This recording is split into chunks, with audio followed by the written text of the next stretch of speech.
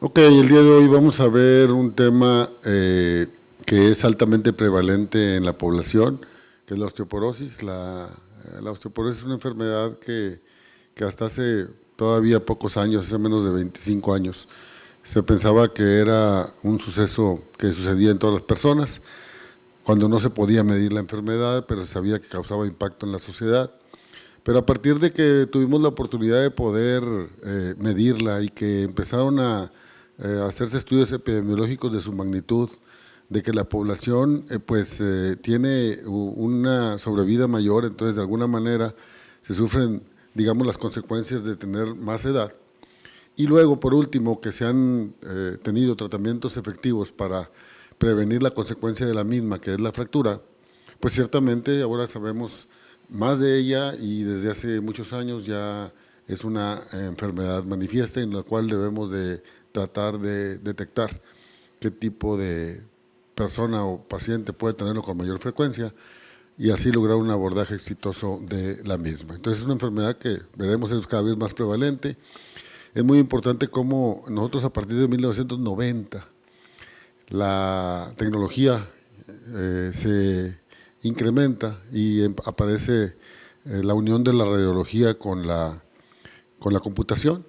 Y entonces cuando nosotros podemos medir la calidad, la densidad del hueso en forma muy precisa y en forma mucho más rápida. Y en primera instancia, en aquellos años, se pensó que si tú medías la densidad del hueso, que generalmente correlacionaba con la fortaleza del hueso, era suficiente. Después se supo que no necesariamente es la densidad, y por eso esta es la definición actual que se usa. Lo que estamos tratando de establecer primero es que la osteoporosis es una enfermedad de resistencia del hueso y que tiene como consecuencia, como un endpoint, el que tenga un incremento en el riesgo de fracturas. Entonces la enfermedad, por ese compromiso en la resistencia del hueso, se manifiesta por fracturas. Y nosotros tenemos, mediante la integración de densidad ósea y calidad ósea, tratar de definir entonces qué paciente es frágil y en qué paciente se debe intervenir, es lo que revisaremos durante la clase del día de hoy. Entonces, esta resistencia ósea, que es lo que nos llama, tiene dos componentes. El componente más objetivo que nosotros tenemos, que es la densidad ósea, que corresponde al 70% de la misma, en la cual explicaremos de qué se trata el llegar a tener una masa ósea máxima y de qué se trata la pérdida de masa ósea, que son los dos componentes principales, digamos, en la génesis de la enfermedad.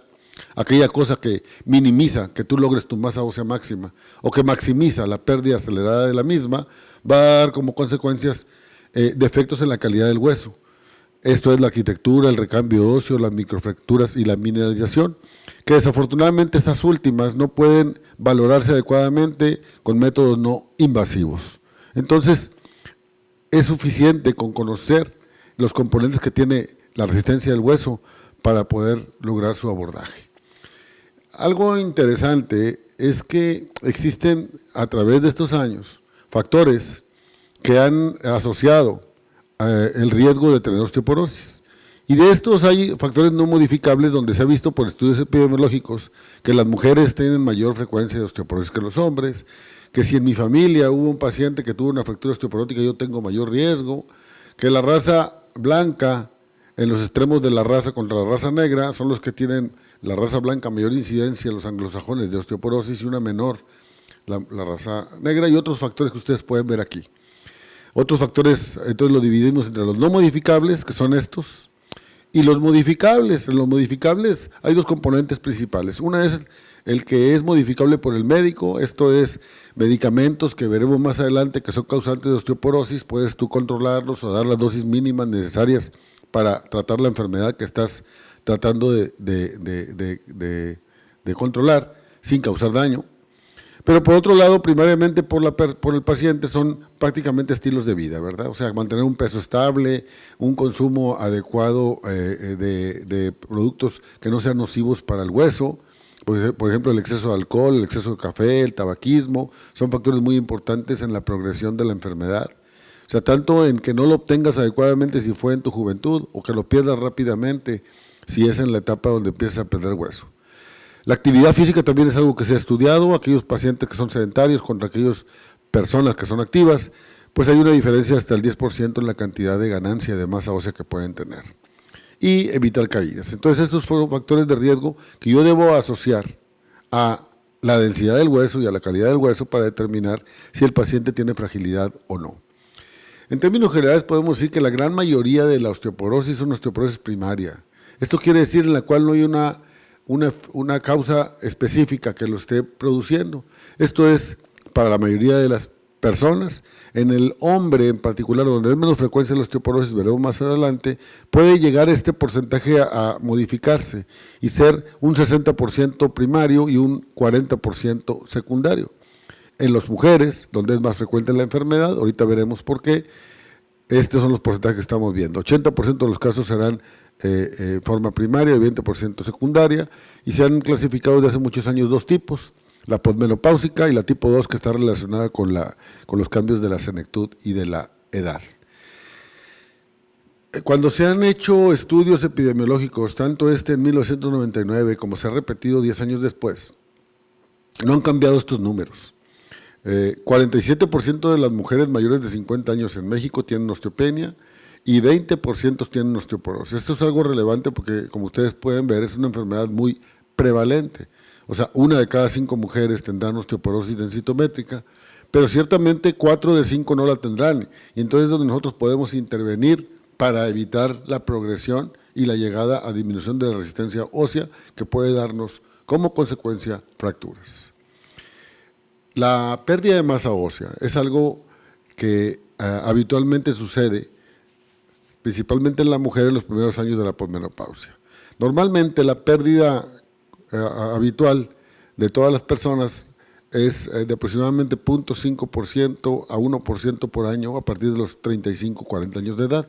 Vean cómo en la columna, donde hay más hueso trabecular, puede perderse mucho más rápidamente, de hasta 3 a 5%, ¿verdad?, los primeros años, y el paciente o la paciente por eso tener osteoporosis y fragilidad ósea más tempranamente.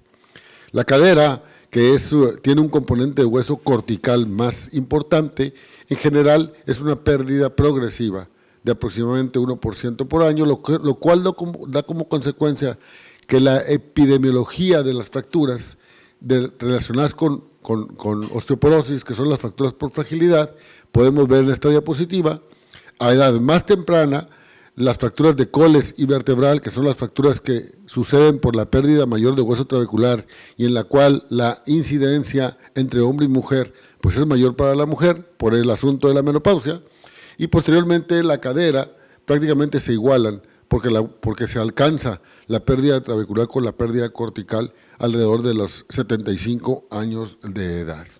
Entonces, las fracturas de vértebra se presentan en una edad más temprana que las fracturas de cadera.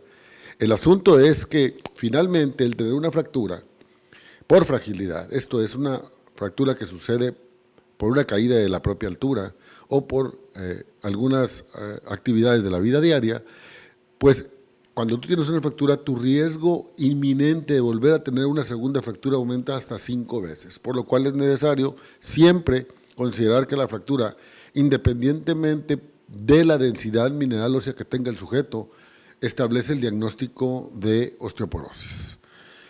Esto es, para comprender la fisiopatología de la enfermedad, tenemos que comprender lo que sucede a través de la vida.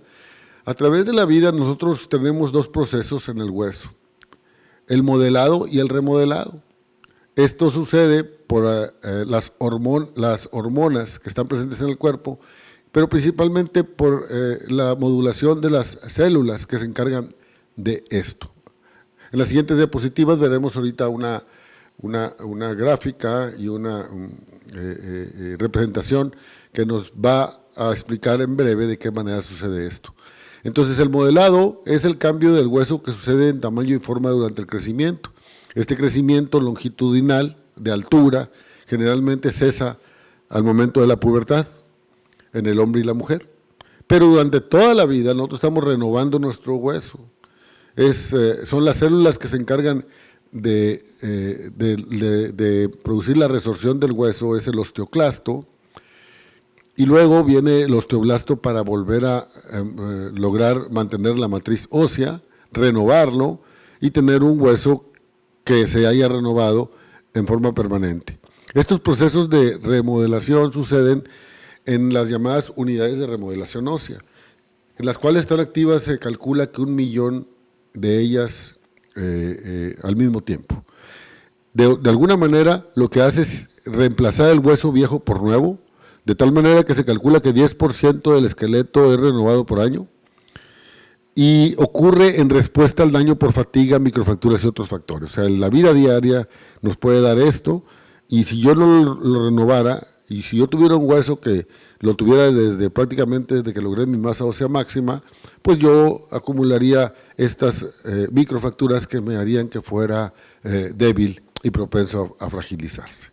Entonces es importante cómo el concierto que tienen las células formadoras de hueso, que es el osteoblasto, con las células removedoras de hueso, que son el osteoclasto, que están moduladas por los osteocitos, son las 3 células principales que modulan este aspecto. Aquí lo que trato de enfatizar es esto en forma caricaturizada. Podemos ver en líneas el depósito como está presente el hueso y la mineralización del mismo, como si fueran capas de cebolla, ¿verdad? Y vemos que las células primero están en una fase quiescente, en una fase dormida, en una fase de descanso. Hay ya sea un traumatismo, ya sea una microfractura o ya sea una señal del osteocito que lo que hace es empezar a producir activación. Y al producir la activación, entonces lo que hace es que se reclutan osteoclastos. Estos son los osteoclastos, son para fines prácticos, como ustedes pueden ver, las células grandes, multinucleadas, digamos que son los fagocitos del hueso, que vienen en un plazo de 7 a 10 días a producir tanto en la disolución del calcio que está depositado, los cristales de calcio que están depositados en una unidad de remodelación, como también que fagocitan al colágeno, principalmente el colágeno que está puesto como una forma de matriz ósea en el hueso. El hueso finalmente es un componente de colágeno que está entrelazado, ¿verdad? Y depósitos de cristales de calcio. Posterior a esta resorción, entonces desaparecen los osteoclastos y vienen las células formadoras de hueso, que son los osteoblastos. Estos osteoblastos habitualmente van a tardar unas 12 semanas, como ustedes pueden ver, entonces ya tenemos un proceso de más de 3 meses o 4 meses, en el cual viene a producir la formación de matriz ósea, la cual después va a sufrir la mineralización y va a reintegrar, dependiendo de la edad del paciente, de la persona, el hueso a su estado habitual. Sin embargo, en la fisiopatología de la enfermedad, pues frecuentemente hay un desbalance entre resorción y formación, y entonces hay pequeños déficits que acumulados dan disminución de las trabéculas óseas y que como consecuencia, si esto progresa o se incrementa por algún motivo, dan como consecuencia fragilidad y osteoporosis. Entonces, hay 2 determinantes, les decía al principio, en relación con la densidad.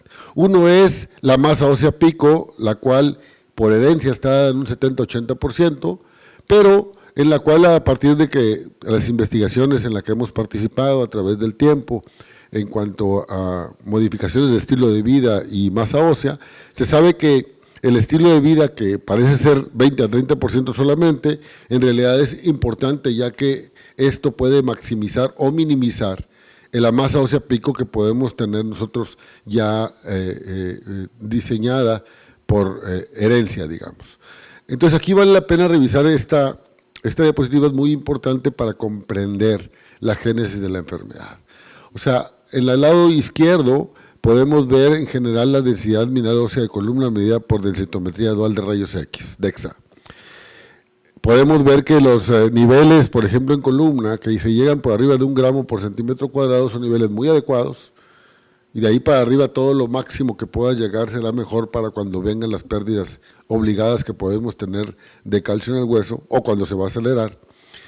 Y aquí lo que estamos tratando de poner en la parte de abajo son la edad de los pacientes, de las personas. Entonces, generalmente, la pubertad, alrededor de los 15 años, es cuando hay un incremento mayor en el porcentaje de calcio que podemos adquirir del 100%. O sea, no es la adquisición completa. La adquisición completa va hasta la tercera década de la vida, pero el porcentaje mayor se adquiere precisamente durante esos años donde hay incremento en las hormonas sexuales. Posteriormente se llega a lo que sabemos masa ósea pico, el cual esa masa ósea pico generalmente es mayor en los hombres que en las mujeres, y por una parte eso establece también diferencia en la frecuencia de osteoporosis de cada uno por sexo. Posteriormente viene una fase de meseta o de mantenimiento, en la cual, para hablar de diferencias entre hombre y mujer, la mujer tiene lactación, tiene embarazos, tiene factores que de alguna manera es un hándicap para también no tener una masa ósea pico tan importante como la del hombre, y además tener factores que hacen que los pueda de alguna manera no mantener en forma adecuada. Posteriormente hay una pérdida relacionada con la edad que ya les comentaba, de 0.5 a 1% por año, para luego alrededor de los 50 años se acelera esta pérdida, que puede ser del orden de 1 o 2% o hasta 5% por año, como ya les había comentado, para finalmente producir o mantener esa pérdida ósea relacionada con la edad de forma continua, que nos puede llevar como consecuencia a la fragilidad. Más adelante lo trataremos de señalar más más comprensiblemente. Entonces, la pérdida ósea de hueso ocurre en diferente tiempo a diferentes tasas, ¿de acuerdo? O sea, en forma más temprana hay una pérdida de hueso trabecular, por eso las fracturas de muñeca y vertebrales son más importantes, como pueden ver aquí, y el hueso cortical es una pérdida continua a través de la vida, por eso las fracturas de cadera son en edades más avanzadas, arriba de los 70, 75 años de edad, porque es cuando ya se ha perdido suficiente hueso cortical y se suma a la pérdida del hueso trabecular, y donde empieza esta incidencia mayor de este tipo de fracturas.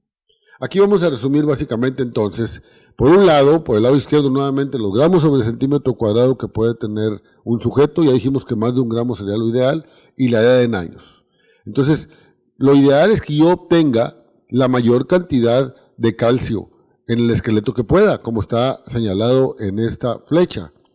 Pero entonces depende cuánto logre, como estoy poniendo en las tres gráficas, las tres líneas con verde, ¿verdad? Las personas que llegaron a diferente nivel de masa ósea, no quiere decir que a esa edad tú puedas tener fragilidad ósea, simplemente puedes tener un nivel de masa ósea bajo y no necesariamente tener fragilidad. Por eso la osteoporosis es una enfermedad de masa ósea baja, pero que se ha perdido, que ha venido decrementando, y al decrementar produce fragilidad en el hueso.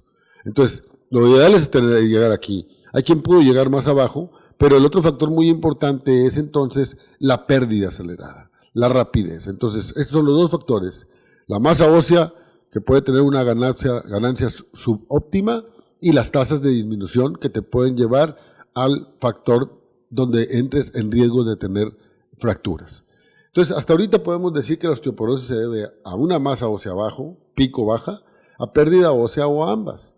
Que las mujeres tienen menor masa ósea pico que los hombres, como les comenté, que los blancos tienen menor masa ósea pico que los negros, y que la pérdida ósea ocurre con el avance de la edad, debido a que la resorción es mayor que la formación, como ya hemos comentado, y que hay pérdida de calidad así como de cantidad con la pérdida de masa ósea. Y desafortunadamente no hay síntomas de esta pérdida. Ahorita veremos cómo en el examen físico de un paciente con osteoporosis frecuentemente ya vemos la consecuencia como tal, que esto es el diagnóstico, pues se va a establecer generalmente con todos estos factores de riesgo, más estudios radiológicos, particularmente en citometría dual de rayos X. El examen físico, que son lo que ustedes ven aquí, pérdida de estatura, cifosis, deformidad de tórax, costillas sobre la pelvis, abdomen protuberante, desafortunadamente son ya manifestación de que están sucediendo fracturas. Entonces no hay nada previo más que los factores de riesgo que nos pueden documentar, o medicamentos que pueda estar usando, que la fragilidad puede venir. Entonces, aparte de los factores de riesgo, yo debo de apoyarme en técnicas de absorción de radiación. Aquí hay diferentes métodos que no son peligrosos ni invasivos, pero el método de elección, el estándar de oro para diagnóstico, es de citometría dual de rayos X, DEXA, por su abreviatura. Los factores de riesgo clínicos sugeridos para masa ósea baja, de los muchos que que hay más de 50, probablemente la pérdida de la estatura, el peso bajo, la edad avanzada, la menarquia tardía y la menopausia temprana, el tiempo de la menopausia, el tabaquismo, el cáncer, la dieta, la ingesta de alcohol son los que han sido sugeridos como más importantes para hacer una correlación entre estos factores de riesgo y la densidad ósea para determinar si el paciente tiene fragilidad. Entonces, la densitometría ósea generalmente es útil para tomar decisión acerca de si debes recibir medicamentos para la prevención de fracturas. Recordemos que la fractura es el evento a evitar. Recordemos que si bien la osteoporosis es una enfermedad de fragilidad ósea, la fractura, ya sea inicial o la refractura, es a lo que debemos nosotros de aspirar en el tratamiento de la enfermedad. Entonces, los criterios diagnósticos de la OMS para osteoporosis, ya de muchos años, se basan precisamente en esta medición de la densitometría. Es menester decir entonces, y por eso me gusta esta gráfica, que en esta definición podemos ver una curva en bajada, ¿no? O sea, la masa ósea pico es entre más 1 y menos 1 de desviaciones estándar de lo normal. Osteopenia será de menos 1 a 2.49, a menos 2.49, y osteoporosis será abajo de menos 2.5. Llamándole osteoporosis establecida u osteoporosis severa, aquel paciente que tiene menos de menos 2.5 más fracturas. Pero, independientemente del nivel que se tenga de masa ósea, si el paciente tiene una fractura por fragilidad, eso establece el diagnóstico de la enfermedad. ¿De acuerdo? O sea, no es necesario tener necesariamente menos 2.5 si ya tuviste una fractura por fragilidad.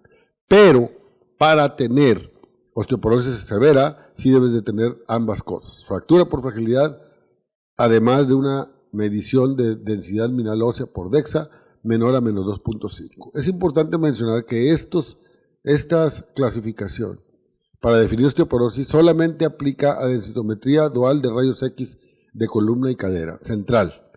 No debe de ser aplicada a métodos periféricos o a ultrasonido o a TAC, o sea, a otros métodos de medición, porque fueron diseñados y fueron probados y fueron definidos a partir de densitometría dual de rayos X.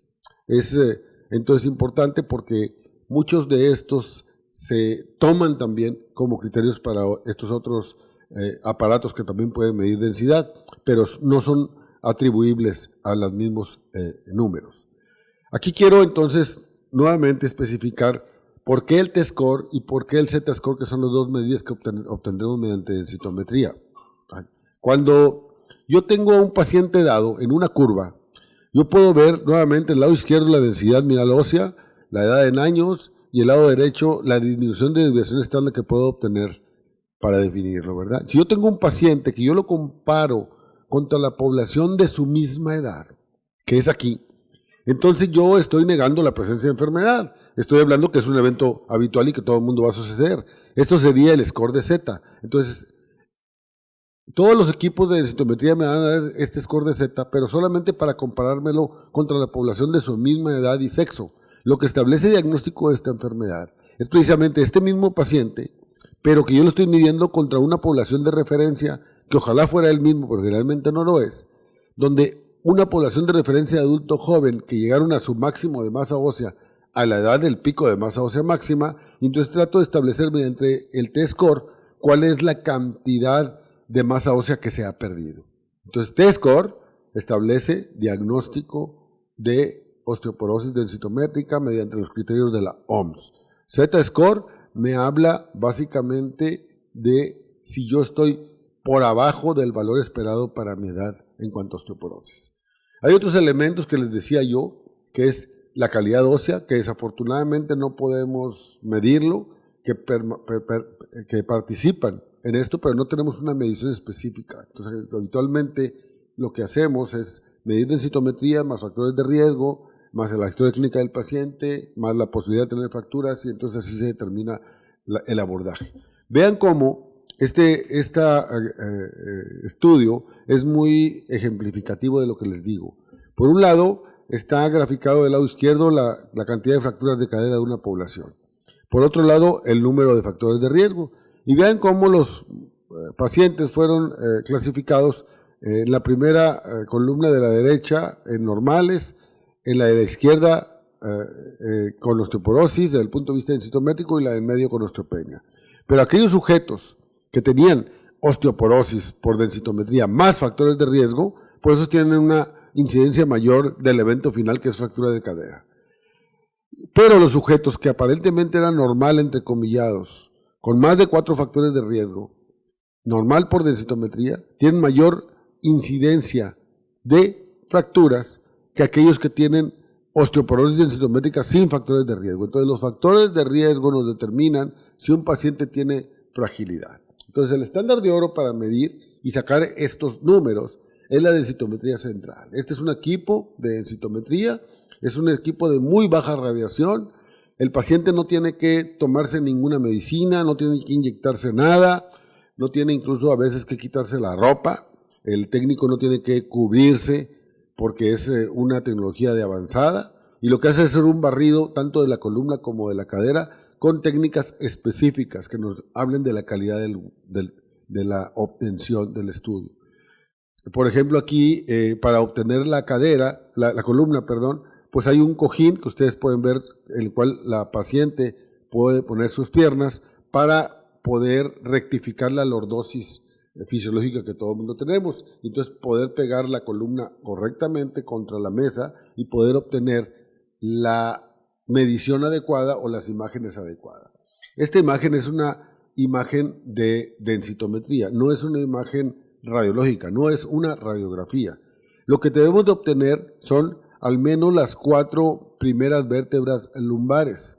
O sea, las regiones para hacer diagnóstico de osteoporosis son columna lumbar en forma total, no solamente una vértebra, sino el promedio de todas las vértebras, cuello femoral o cadera total para la cadera, y cuando no es posible ninguno de estas 3 regiones, porque hay cirugías, fracturas o algo que está estorbando en su visualización, algunos artefactos, entonces tendremos que medir el antebrazo distal.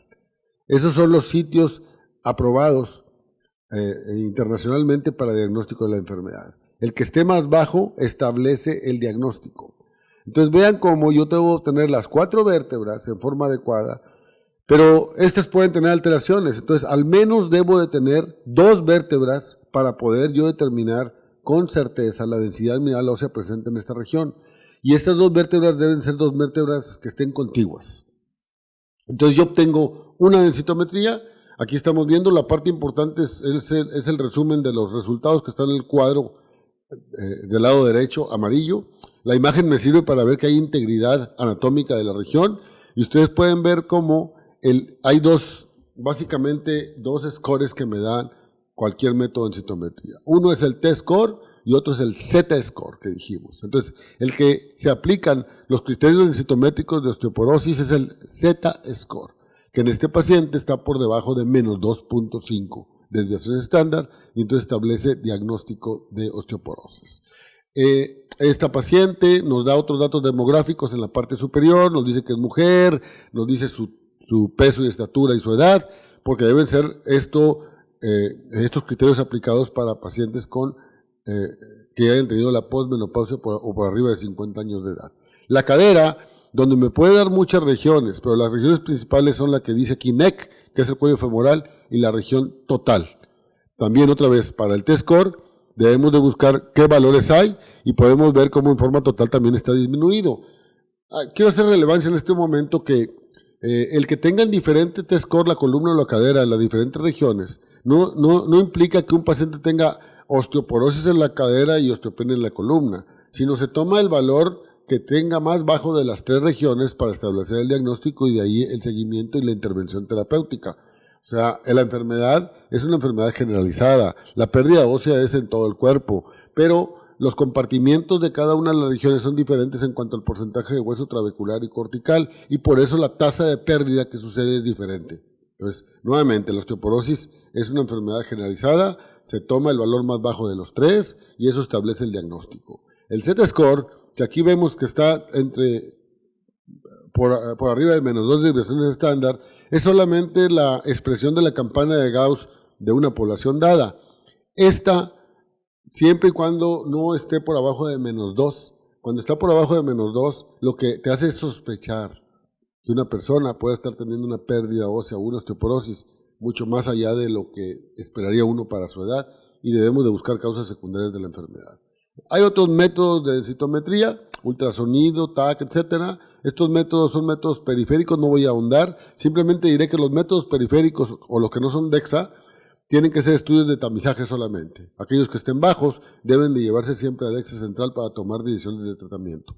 Entonces, la densitometría periférica no debe nunca ser un criterio usado para diagnóstico de la enfermedad e intervención terapéutica o para seguimiento. Para todo eso debe ser la DEXA central necesariamente. Si tienes más de -2 desviaciones estándar en la masa ósea, tú tienes que pensar que puede tener causas secundarias de masa ósea baja. Ese pequeño porcentaje puede ser por endocrinopatías, fármacos, trastornos gastrointestinales, etcétera, que ahorita revisaremos en las siguientes diapositivas muy en breve. Entonces, por ejemplo, hipercalciuria para causas endócrinas, con o sin cálculos renales, hipogonadismo, hiperparatiroidismo, hipertiroidismo, síndrome de Cushing son causas de endocrinopatías. Medicamentos, un montón de medicamentos, siendo los esteroides probablemente y las hormonas tiroideas dadas en dosis supresivas, las que más frecuentemente pueden estar asociados a masa ósea baja u osteoporosis. Pero vean cómo hasta los antiácidos que contienen aluminio, inhibidores de aromatasa que se dan en pacientes que tienen receptores estrogénicos después de tratamiento para cáncer de mama, o el exceso de vitamina A, todos estos debemos de revisarlos y si en una historia clínica si el paciente lo está tomando, porque se puede ser causa de osteoporosis. Gastrointestinales como la cirugía de bypass intestinal para obesidad, gastrectomía, enfermedad celíaca, vean cómo entonces todas estas enfermedades pueden darnos también causas secundarias de osteoporosis. Los trastornos alimentarios como anorexia, bulimia nerviosa o los pacientes que hacen demasiado ejercicio, que pierden masa magra y que pierden la posibilidad de menstruar, la llamada triada atlética femenil puede también estar relacionada con cese de las menstruaciones y un hipogonadismo transitorio que nos va a dar osteoporosis. La deficiencia de vitamina D ha estado emergiendo como tal en pacientes ancianos o en pacientes con posmenopausia que tienen osteoporosis. No se ha documentado que esto suceda en la población general. Entonces, por varias causas, un estilo de vida de falta de exposición al sol y vitamina D en la dieta, la absorción y producción de vitamina D disminuye, aumenta la resistencia a la vitamina D y algunas enfermedades o medicamentos que pueden específicamente inhibir la conversión de vitamina D a nivel del hígado.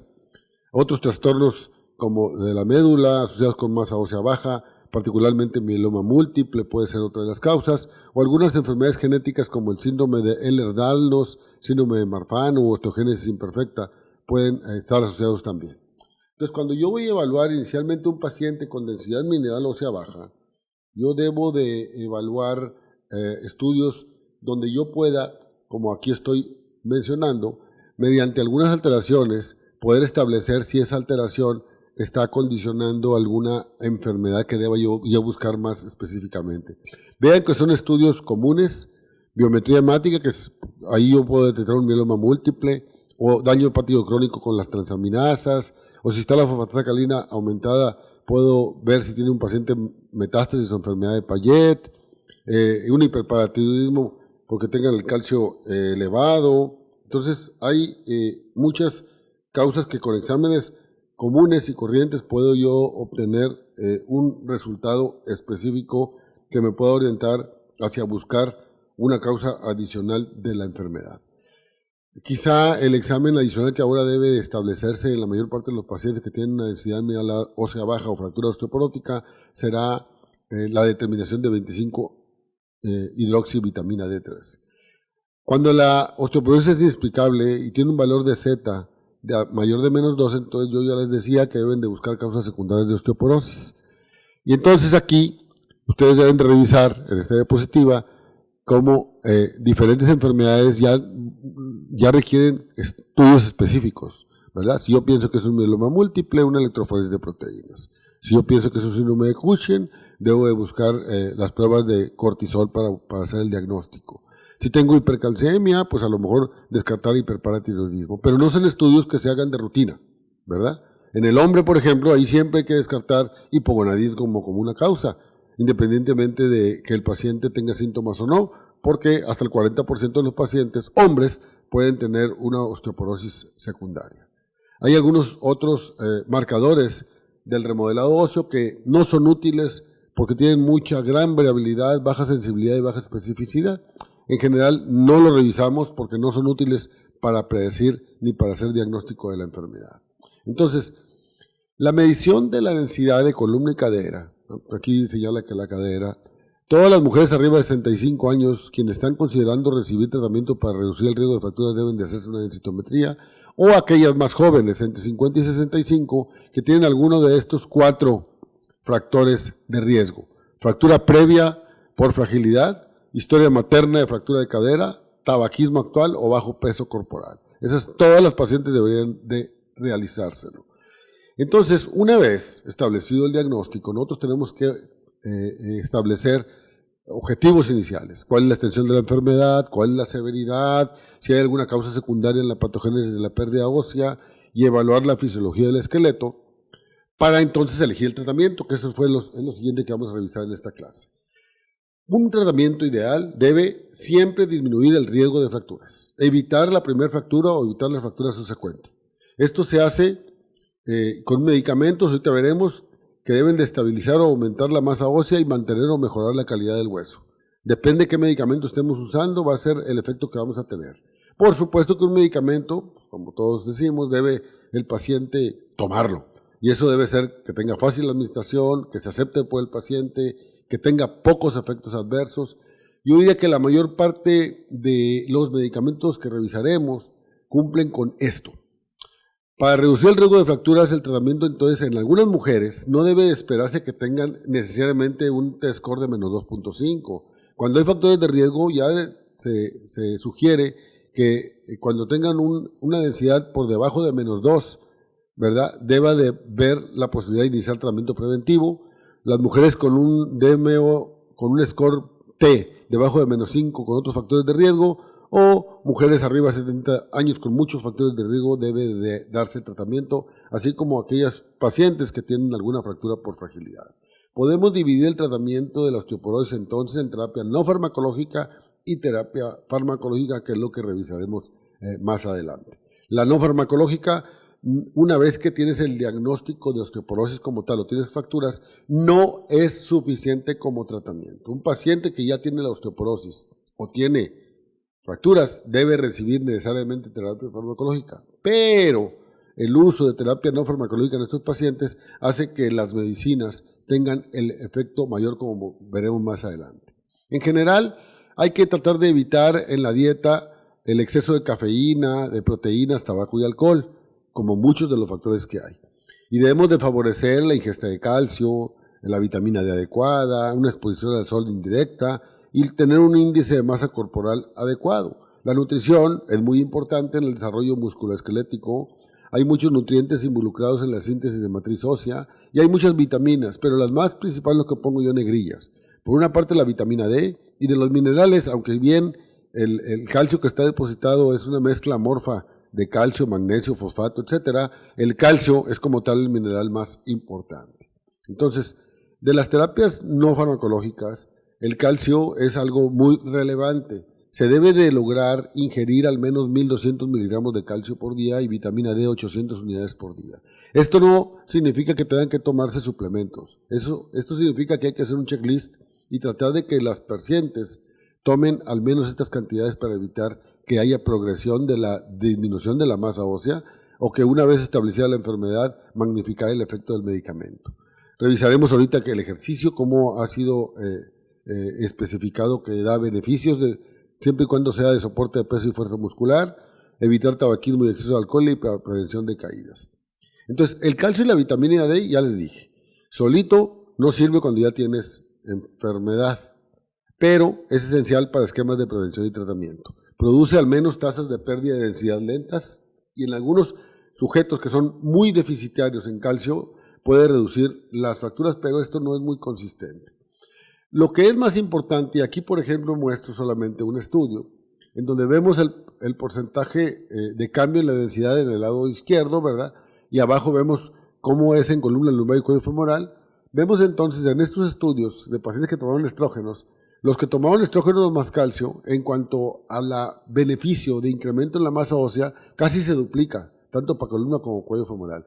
Entonces esto es para establecer que esto ha sido repetido con los diferentes medicamentos para el tratamiento de la osteoporosis y para que quede claro que no es suficiente calcio y vitamina D solo, pero todas las medicinas para el tratamiento de la osteoporosis han sido probadas siempre que se aseguró que tomaban calcio y vitamina D suficiente los pacientes. Entonces hay que asegurarse de que la ingesta sea adecuada.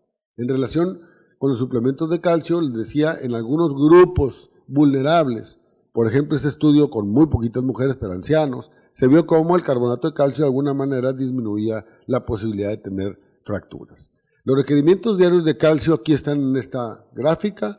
Vean cómo depende de la edad, en general es entre 1000 y 1500 miligramos. Las mujeres embarazadas requieren un poquito más de calcio.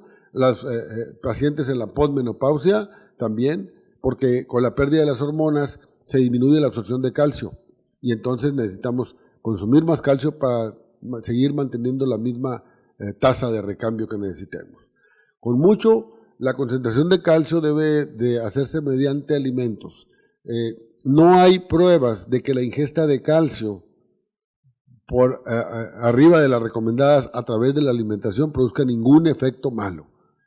Hay por ahí algunos estudios en donde cuando el consumo de calcio es totalmente a través de suplementos, o sea, a través de tabletas, puede haber una incidencia mayor de enfermedad cardiovascular, pero no a través de alimentos. Entonces aquí pongo, para que ustedes revisen, algunos elementos y la cantidad de calcio que pueden tener. Con mucho, las que más calcio tienen son los derivados de los lácteos, ¿verdad? Y es lo que uno debe de tratar de promover siempre y cuando el paciente no tenga intolerancia a la lactosa. La deficiencia de vitamina D es otro asunto que también hemos venido encontrando. No quiere decir que lo tengan la población general. Generalmente es ancianos o en mujeres posmenopáusicas, por lo que ya comentamos antes, ¿verdad? Se exponen menos al sol, la piel convierte menos esta síntesis, se come menos y puede activarse menos también. El nivel ideal de 25 hidroxivitamina D que yo debo de medir si quiero saber si está normal o no, debe ser básicamente la 25 hidroxivitamina D. Y esta 25 hidroxivitamina D debe de titularse para que sea de al menos de 30 a 60 nanogramos por mililitro. Y ahí es donde se considera que está la normalidad. Vean cómo la vitamina D puede reducir el riesgo de fracturas. Un metaanálisis que se hizo con 12 estudios clínicos aleatorizados utilizando vitamina D, 19,000 ancianos, se encontró que la dosis de vitamina D podía reducir en este grupo de edades fracturas de cadera y no vertebrales. Algo importante para la clase es que los porcentajes de reducción de fracturas, como veremos en los diferentes medicamentos, no importan, muchachos. Importa nada más que ustedes puedan identificar mediante esto y el libro qué tanta disminución que sucede, o no qué tanta, sino si disminuyen las fracturas de cadera, vertebrales o no vertebrales. Son los 3 tipos de fracturas con los que se mide el efecto de la intervención, ya sea por medicamentos. En estos metaanálisis donde se vio, porque hasta entonces se decía que 400 unidades de vitamina D3 eran suficientes, que no eran suficientes para obtener beneficio, entonces se va a partir de entonces que se recomienda las 800 unidades de vitamina D que les comentaba. La vitamina D, por otro lado, no solamente está asociada con un mejoramiento en la mineralización del hueso, sino también actúa mucho en la función muscular. Entonces puede la deficiencia resultar en debilidad muscular, atambaleo y caídas, y su tratamiento en estos sujetos que están deficitarios puede aumentar la fuerza muscular y por lo tanto se ha visto que reduce menos caídas y fracturas de cadera por ese motivo, porque aumenta la fuerza muscular de alguna manera. La otra parte es la actividad física, entonces hablamos de ingesta de calcio, ingesta de vitamina D, ejercicio. El ejercicio puede mantener estructuralmente y funcionalmente el tejido óseo y por supuesto que prevenir caídas y fracturas asociadas con osteoporosis. La mayor parte de los pacientes que tienen una fractura de cadera es porque se caen y se fracturan, ¿verdad? La déficit de calcio en el hueso mayores a 50 o 60% en algunos pacientes puede dar fracturas espontáneas, pero no es lo común.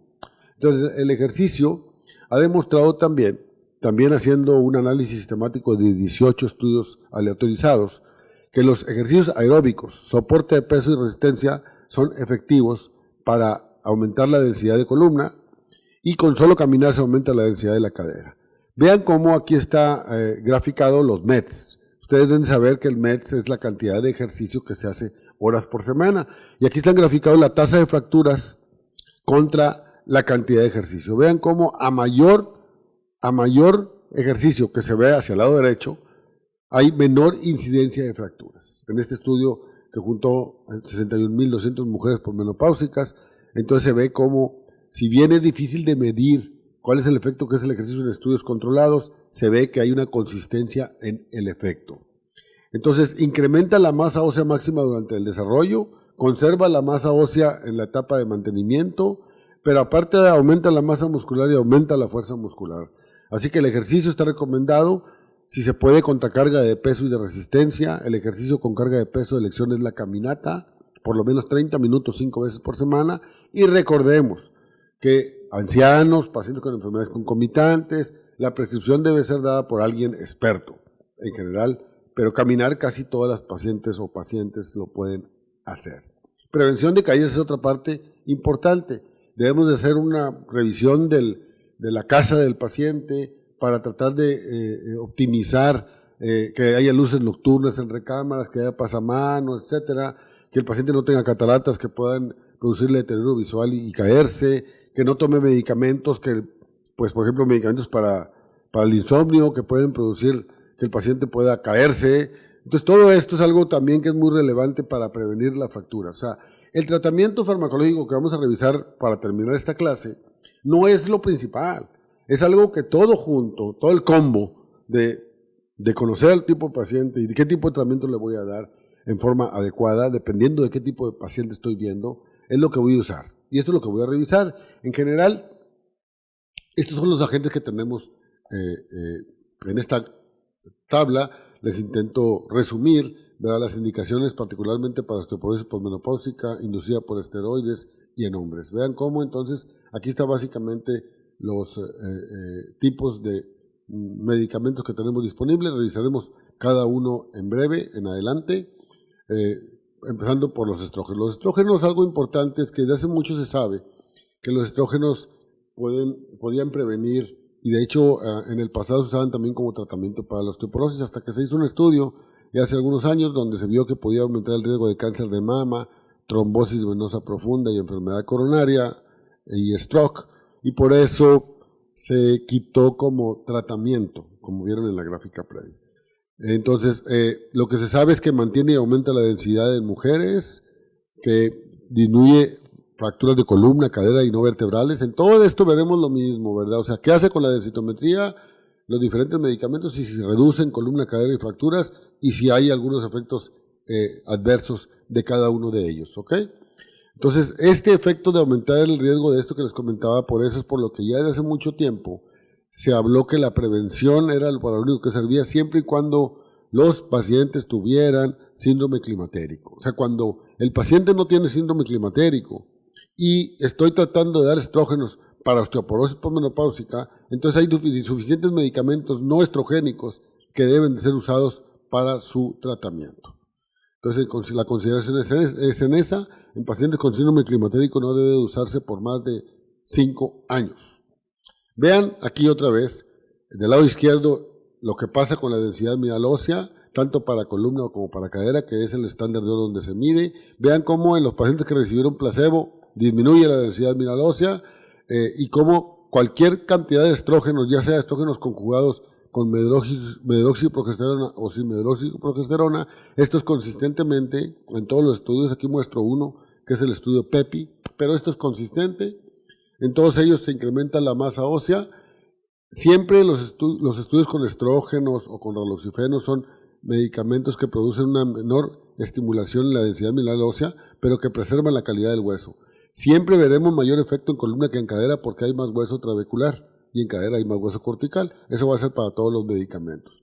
No importa, entonces dijimos, en el tratamiento ideal, si se incrementa más o menos la masa ósea de la columna o la cadera, sino que se disminuya el efecto sobre fracturas. Para muestra un botón, aquí estoy poniendo el porcentaje de pacientes que tienen fracturas al lado izquierdo, y vean cómo el modelo de usar estrógenos, por ejemplo en este estudio del WHI, demuestra una disminución del riesgo de fractura de columna, cadera, antebrazo y total. Nuevamente, los porcentajes no son motivo de pregunta de examen, es solamente saber en qué tipo de fracturas es efectivo el medicamento o el uso de lo que vayamos a usar. Después de eso, para los pacientes que no podían usar estrógenos, se desarrollan unos productos que se llaman receptores selectivos de los receptores estrogénicos, modificadores selectivos de los receptores estrogénicos, que es un medicamento, digamos, por sus siglas en inglés SARM. Es un medicamento inteligente, un medicamento que puede producir un efecto antagonista en endometrio y en mama, previniendo los efectos colaterales que tienen los estrógenos, pero un efecto agonista y benéfico en corazón y en hueso, de tal manera que el prototipo de desarrollo es el raloxifeno. El raloxifeno es un medicamento que es un anticatabólico antirresortivo, que no es una hormona, pero actúa a través de receptores hormonales y que produce un aumento en la columna y la cadera, al igual que los estrógenos, y reduce solamente el riesgo de fractura vertebral. No hay prueba de beneficio para fracturas de cadera y no vertebrales, no produce riesgo de cáncer de mama, no estimula el endometrio, de hecho puede reducir el riesgo de este tipo de cánceres, pero no reduce bochornos porque no es hormona y sí puede tener un riesgo incrementado de enfermedad trombosis venosa. Nuevamente aquí vemos el porciento de promedio de incremento en la densidad mineral ósea para columna y cadera. Vean cómo contra placebo, ¿verdad? Es mucho mayor el efecto, aunque otra vez es en el orden del 2 al 3% como lo fue para estrógenos en este estudio, el estudio MORE, de casi 8,000 pacientes con osteoporosis posmenopáusica. Para el efecto en fracturas, entonces vean cómo las fracturas no prevalentes de columna y prevalentes de columna disminuye, pero no hay evidencia en fracturas no vertebrales ni de cadera. La dosis de raloxifeno es de 60 miligramos diarios. Todos los estudios para osteoporosis tienen cuando menos 3 años que se hacen de duración y más de 1,000 pacientes. La calcitonina ha entrado en desuso recientemente. Es una medicina que en forma fisiológica como tal la hormona no tiene mucho efecto, pero sí sabemos que en forma farmacológica puede tener cierto efecto. Sin embargo, la reducción del riesgo de fracturas solamente son vertebrales, no hay beneficio para fracturas de cadera o no vertebrales, entonces más que nada se usan por su efecto analgésico. En términos generales se sabe que las fracturas vertebrales que tienen gran dolor pueden ser mitigadas con calcitonina, mientras estableces un tratamiento a largo plazo con otros medicamentos. La calcitonina realmente sigue siendo parte de las medicinas que existen, pero se usan ya muy poco. El estudio que se hizo a largo plazo fue un estudio que se llamó PROOF. Se estudiaron a 5 años más de 1,255 mujeres y vean cómo las diferentes dosis, de la cual la dosis estándar que se usa son 200 unidades, a pesar de que 400 unidades aparentemente tenían un mayor incremento en el cambio de la densidad mineral ósea, como podemos ver, del orden de apenas del 1.4-1.5%, la disminución significativa en fracturas vertebrales fue de 36% con 200 unidades. Entonces, lo que se determinó que era el tratamiento eran 200 unidades diarias en forma nasal. Pero no tiene reducción tampoco en fracturas no vertebrales o fracturas de cadera. Esa reducción que ven del 36% solamente en fracturas de columna vertebrales. Los bifosfonatos son el siguiente grupo de medicamentos. Estos bifosfonatos disminuyen la actividad de los osteoclastos, que ya dijimos que son las células que vienen a resolver el hueso, son células, entonces son medicamentos antirresortivos, pueden disminuir el borde en cepillo, la actividad enzimática y la producción de fosfatasa ácida de los osteoclastos. Y aquí resumo yo la farmacocinética de estos medicamentos. Todos ellos tienen la particularidad de que la absorción es muy baja y cualquier cosa interfiere con la absorción, de tal manera que tienen que tomarse en ayunas y solo con agua. Rápidamente se distribuyen al hueso y pueden tener una liberación lenta por el hueso, de tal manera que permanecen en el mismo por un espacio de 5 a 10 años. Y se eliminan por orina sin metabolitos. Entonces, si los pacientes tienen cierto deterioro renal, no pueden ser usados por abajo de 30 mililitros de depuración de creatinina. Pero también otro efecto principal es que todos ellos se empezaron a ver que podían depositarse en el hueso por un tiempo largo. Y entonces se desarrollaron medicamentos que podían ser usados intravenosamente para que fueran y se depositaran y poder solventar el efecto colateral que pueden tener a nivel intestinal. Esta es la manera que actúan. No se depositan en todo el hueso, se depositan solamente en las zonas de mayor resorción, como aquí lo estamos viendo en la superficie ósea, aquí lo vemos ejemplificado, y como el osteoclasto que viene a comerse, digamos, el colágeno y el calcio, entonces se internaliza y los inactiva, de tal manera que en síntesis produce una apoptosis del osteoclasto. Las variables que tienen los bifosfonatos orales es esto, que no pueden tomarse con nada que no sea calcio, que muy poquito se absorbe, ¿verdad? Todos estos medicamentos orales tienen que evitar que se acueste el paciente para evitar los efectos colaterales que puede producir sobre el esófago cuando hay reflujo, que muchos pacientes con edad pues toman muchas medicinas y entonces hay interacción medicamentosa, no puede tomarse con otros medicamentos al mismo tiempo y por eso, como veremos, han sido desarrollados medicamentos que pueden usarse en forma intravenosa. De estos medicamentos, alendronato, risperonato y vandronato fueron los tres primeros, anticatabólicos. Todos ellos aumentan la densidad mineral ósea y reducen el riesgo de fractura, pero en forma diferente. Aunque son de la misma clase terapéutica, veremos cómo todos ellos tienen diferente efecto sobre fracturas. Entonces, hay requerimiento de dosis específica, o sea, alendronato y risperonato se pueden dar en forma semanal, 70 miligramos semanales para alendronato y 35 miligramos para risperonato, y vandronato se usa en forma mensual, 150 miligramos mensuales. El ivandronato también puede darse en forma intravenosa. Muchos de estos pueden producir irritación gastrointestinal y muy raro osteonecrosis de la mandíbula.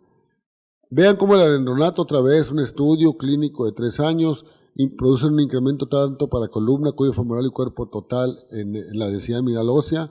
Vean cómo los valores son mayores que lo que vimos para estrógenos o para calcitonina o para raloxifeno, del orden del 8%, pero el efecto sobre fracturas es tanto para disminución de fracturas de columna, cadera y no vertebral. O sea, olvidémonos de los porcentajes. Dijimos el efecto. Entonces, alendronato produce una reducción de fracturas de columna, cadera y no vertebrales. Las 3 tipos de fracturas que son el estándar de medición del efecto de la medicina.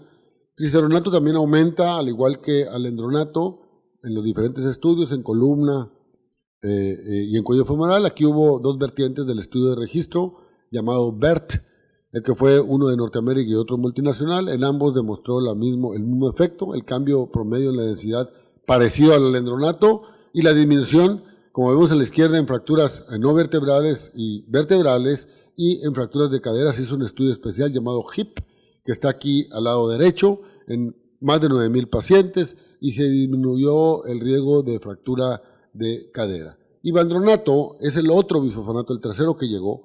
Se hizo también su estudio a 3 años, también demostró incremento en la densidad mineral ósea en columna y cadera, como pueden ver aquí, en columna y cuello femoral, más en columna, como todos ellos, por el hueso trabecular, pero a la hora de demostrar fracturas solamente demostró disminución en fracturas de columna y no hubo disminución en fracturas no vertebrales y en fracturas de cadera.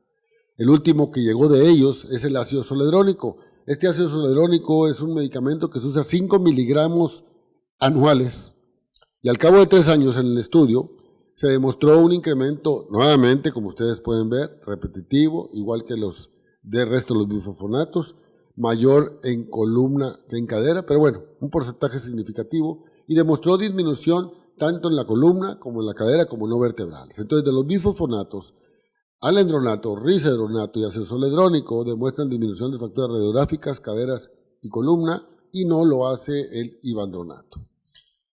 El único medicamento osteoformador que existe es la paratormona.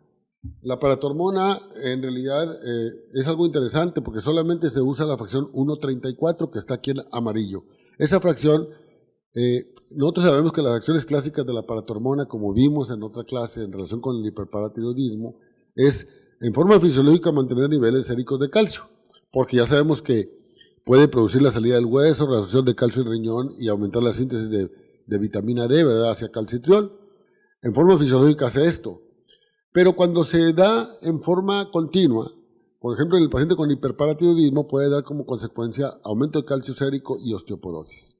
Pero cuando se da intermitente, que este es el caso de la teriparatida, que es la medicina osteoformadora única que existe, puede entonces producir todo lo contrario, un aumento en la formación de hueso y un aumento en la fuerza y de la masa ósea. Vean qué interesante que esta medicina es medicina inyectable, se usa 20 microgramos diarios, subcutáneos diarios. Entonces dice, ¿cómo que diario y por qué intermitente? Porque la vida media de la medicina solamente son 4 horas, entonces en realidad permanece en el cuerpo 4 de las 24 horas y de esa manera, a diferencia del hiperparatiroidismo endógeno, en el cual la secreción es continua durante todo el día, produce un incremento en la masa ósea. Este medicamento es el único anabólico que existe, es la fracción 1,34, teriparatide, aumenta la densidad en columna y cadera y debido a que este estudio no se completó, no hubo prueba de beneficios para cadera, entonces medicina basada en evidencia habla que disminuye en columna y vertebral. En aquel tiempo, cuando se estaba estudiando, hubo un incremento de osteosarcoma en ratas y por eso se suspendió el tiempo de tratamiento que debería de usarse. Ya después el uso tiene muchísimos años ya disponible y no ha demostrado que haya mayor incidencia de este efecto, pero el estudio de registro solamente los pacientes estuvieron expuestos a esta medicina por 18 meses. Vean aquí como en 18 meses, ¿verdad? 1.637 mujeres. Quiero enfatizar que produce un cambio de columna en la mitad del tiempo del resto de más del 10%, o sea, mucho más efecto en cuanto a formación de hueso que el resto de las medicinas, porque es un verdadero osteoformador. En cadera total, nuevamente un efecto menor, la PTH, la dosis habitual, la que ustedes ven ahí, 20 microgramos diarios, y reduce el riesgo de fracturas, importantemente tanto de fracturas no vertebrales como nuevas fracturas vertebrales. Por último, el último medicamento que está disponible para el tratamiento de la osteoporosis es un medicamento que se basa básicamente en el efecto que existe en función del efecto que hay normalmente en la fisiología. Normalmente el osteoblasto produce un ligando de Rank que actúa sobre el osteoclasto, o sea, las medicinas, las células del hueso se hablan. Entonces el osteoblasto cuando se activa recluta a osteoclastos para que vengan a tener este efecto. Entonces hay un equilibrio entre el Rank ligando y el Rank. Este equilibrio es lo que produce la formación, función y sobrevida del osteoclasto. Bueno, estudiando este efecto, la medicina biológica empieza a introducirse y entonces podemos ver cómo normalmente todos tenemos osteoprotegerina, aquí está en amarillo. Es una proteína que normalmente se pierde al momento de la menopausia y que impide que de alguna manera se unan a los osteoclastos y van a inhibir la formación, función y sobrevida de los osteoclastos. Entonces, a diferencia de los bifosfonatos que se depositan en el hueso, este actúa de esta manera. Entonces, lo que se inventó es que este equilibrio del ligando de Rank y la osteoprotegerina puede producir un aumento de la pérdida ósea o evitar la pérdida ósea. Entonces, cuando se pierde la osteoprotegerina, les decía en la posmenopausia, hay un aumento en la pérdida ósea. Entonces, lo que hicieron la compañía productora de esto es un anticuerpo monoclonal humano que se parecía a la osteoprotegerina, de tal manera que en ausencia de suficiente osteoprotegerina, el denosumab es un medicamento que usado 60 miligramos subcutáneo cada 6 meses, inhibe entonces que se recluten más osteoclastos. Y de esa manera, al bloquear esto, inhibe la resorción ósea. El estudio que se hizo con denosumab, el estudio Freedom, demuestra nuevamente a 3 años un incremento que ustedes pueden ver, una disminución, en la incidencia de fracturas vertebrales, no vertebrales y de cadera. En los 3 sitios disminuye la fractura. También el número de fracturas vertebrales en los meses 12, 24 y 36, con una disminución de los marcadores de remodelación ósea muy importante. O sea, lo disminuye casi desde los 36 horas después de que se inició su uso. Entonces, el denosumab ya ha completado 10 años de tratamiento, puede ser tolerado con un perfil igual a los primeros 3 años del estudio Freedom, controlado con placebo, mantiene la reducción del remodelado e incrementa la densidad mineral ósea año tras año. Ya les dije, se usa durante todo este tiempo 60 miligramos cada 6 meses. Es importante que al ser a diferencia de los bifosfonatos, al ser un medicamento biológico, en el momento que se suspende el medicamento, se regresa el efecto. Entonces, la osteoporosis debe de verse no solamente por su respuesta de densidad mineral ósea, que aquí lo estoy agrupando para terminar la clase con esta figura, donde ustedes pueden revisar los diferentes medicamentos y qué es lo que hacen sobre la respuesta de densidad, sino también con la reducción del riesgo de fracturas, que también aquí lo estoy agrupando, ¿verdad? Columna, cadera y no vertebral es la forma en que se ven. Vemos que denosumab zoledrónico, risperonato y alendronato y estrógenos son los que en términos generales disminuyen el efecto de fracturas de columna, cadera y no vertebral. Pero nosotros debemos de pensar en la base fisiopatológica de la enfermedad, con lo que vimos al principio, qué está sucediendo, qué etapa de la vida tiene el sujeto, qué otros medicamentos está usando, qué eventos externos o colaterales puede tener para elegir qué medicina usar. De tal manera que yo creo que aquí podemos resumir en qué tipo de etapa de la vida de la paciente está el paciente como tal para ver en qué paciente voy a intervenir. Si el paciente tiene una disminución muy marcada de la mineralización, tiene más edad y está teniendo fracturas vertebrales, es probable que deba de usarse un osteoformador, sin duda, teriparatide inicialmente, pero solo puede usarse por 2 años. Después de 2 años, como es un producto biológico, va a perderse el efecto, entonces tendré que usar una medicina adicional. Si yo pienso que no ha tenido fracturas, pero es candidata a usar bifosfonatos, entonces ese paciente, pues le daré bifosfonatos por un tiempo limitado de 5 años, se va a depositar en hueso y luego va a tener un efecto residual. Entonces, cada una de estas medicinas debe tener una comprensión absoluta de lo que les dije al principio, el efecto de la fisiología de la enfermedad, qué está sucediendo, si ha tenido o no fracturas, para tener un éxito en su tratamiento. Esta es la última diapositiva de esta clase de osteoporosis en cuanto a su abordaje y su tratamiento.